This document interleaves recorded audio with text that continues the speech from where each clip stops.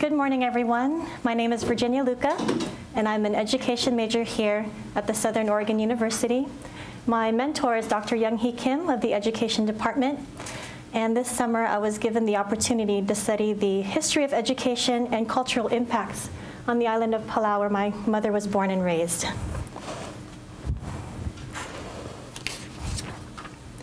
The Republic of Palau, which is also referred to as Palau, was originally, it became an independent nation on October 1st, 1994. It is part of Micronesia. If you were to look on a map, if you can find Australia, look north, and above Papua New Guinea, you'll see Palau, which is east of the Philippines. There are more than 340 islands of Palau, but only 9 are inhabited. The population is currently 20,879 people, and the capital is Melegiok, right there. And before I started my research, I questioned, how was knowledge passed on to children in Palau before formal education was introduced? Who established formal education in Palau? What traditional customs have changed or disappeared altogether? And was the Palauan language in danger of disappearing? Most of my data is from literature, but I also conducted interviews with 15 Palauans to give them the opportunity to share their personal education experiences, any opinions they had about changes in cultural tradition, and if they felt whether or not the Palauan language was in fact in danger of disappearing. And I also had the wonderful opportunity to do an interview with a high school principal of a very unique school there in Palau. According to the research of the Palau Society of Historians and Bureau of Arts and Culture, there are 8 fundamental principles and components that were taught to Palauan children in homes and in clubs. And here are the first 4 and how they are defined. Respect, showing honor to everyone around you. A sign of disrespect was considered when you were to pass somebody without lowering your position. That was a sign of disrespect. Responsibility is duties assigned to a child, and boys and girls were assigned different responsibilities. For example, girls learned how to garden, cook, and serve meals, while boys gathered firewood and learned how to fish and create spears.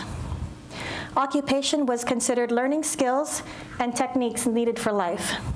At a certain age, children joined gender-separated clubs where they shared their knowledge and their skills, and as well as learned an occupation. Male occupations included fishing, construction of canoes and homes, as well as hunting, and women occupation included handicrafts such as making grass skirts and weaving. Obedience, kindness, and perseverance was defined as the act of showing respect, the habit of doing good things to others, and the determination to pursue one's goals even while facing difficulties. While these values were first learned at homes, they were later promoted in the clubs. For example, I found this really interesting. Club members learned how to be kind to one another by eating and drinking their meals out of one plate and one cup. And they demonstrated kindness also by, they demonstrated kindness toward villages by promoting financial support and practiced perseverance by working together, which was considered the only way a club to remain strong and endure. The next 4 are concern for the needs and problems of a family. There's an old saying in Palau: when leaving home, go and stand at the edge of the yard and take a good look at your house. When leaving town, go to the landing and departure dock and take a good look at your village. Anywhere you go, hide your shores. And this basically tells Palauans to not forget where they're from and to keep any family, clan, or village problems to themselves. Care and compassion is defined as to love, to comfort, and to be able to help others. One tradition was to be hospitable to any travelers who was going through the village, to offer them nourishment or a place to rest or sleep for the evening. Visits to kin and others.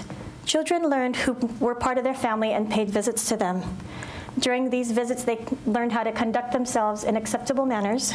They learned their family roles and the importance of visiting the elderly and the sick, and especially to bring them things that they needed.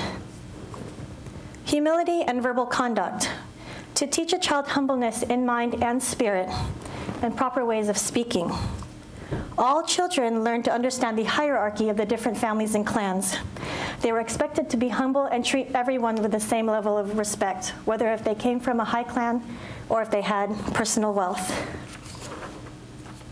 Even the way traditional homes were built reminded Palauans to be humble at all times.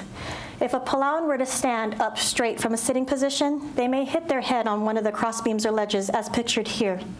This would cause them to be ashamed because in the home they should have remembered to keep that lowered position. Chanting and storytelling was another way to pass on knowledge, history, and morals. I took a photo of this which depicts the legend of Uwap, and it's painted on the side of a Palauan Bai, which is a meeting house. And it's located at the Palau National Museum. The legend of Uwap explains the origins of the Palauan Islands. And due to the time crunch that I'm facing today, I don't have time to share it with you, but it is going to be in the handout that you'll get later. As I mentioned earlier, children first learned their values and their roles and values at home, and that later continued in clubs. Each village had at least 3 types of clubs, and each club had different responsibilities. Men and women first joined small clubs and worked their way up to the larger clubs. So the first club is called Glowal El, which is the large club. Title holders were members of these clubs, their duties including establishing and promoting village activities, supervising the other clubs, as well as acting as guardians of law and peace. Ongerung El Glowal El is the second large club, and members were normally married men and women who had family obligations in the home. They helped the large club protect and promote the village activities, and they also supervised small clubs. The women were assigned with promoting economic well-being by performing visits to the men's houses, the abais, in other villages in order to get payment for which they used to support the clubs in different activities. The last one is Gegereel El, which is the small club. The members of the small club were generally unmarried men and women who were not tasked with house responsibilities. They were assigned to help members of the second club, as well as teaching children around the village. And during times of war, the men were protectors of the village. Women did not fight in the wars, and the women in the small clubs did not perform the duties in the men's meeting houses in the abais. And these clubs still exist today. I was really lucky when I was in Palau to be invited to attend a conference sponsored by Ngara Lugs, which is a Palau women's club in the island of Engar, where my mom's from. So now that I've shared the traditional education system of Palau, I'd like to share with you a historical timeline of the formal education. In 1783, a Palauan man named Lebu sailed to England in order to study and bring back knowledge to share. In 1891, the Spanish missionaries opened up the first Catholic school in Palau, and their main education goal was basically to promote the Christian way of living. In November 1783, Lebu sailed with Captain Henry Wilson on a voyage to England. Lebu is the second son of Ibadul Abathul. The word Ibadul is the highest ranking chief in the island of Koror.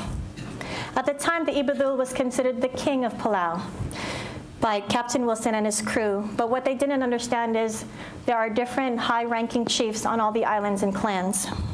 Lebu finally arrived in England in July 14, 1784, and he stayed with Captain Wilson and his family in a town of Rotherhithe near London. He was able to attend English schools where he was admired by his fellow classmates.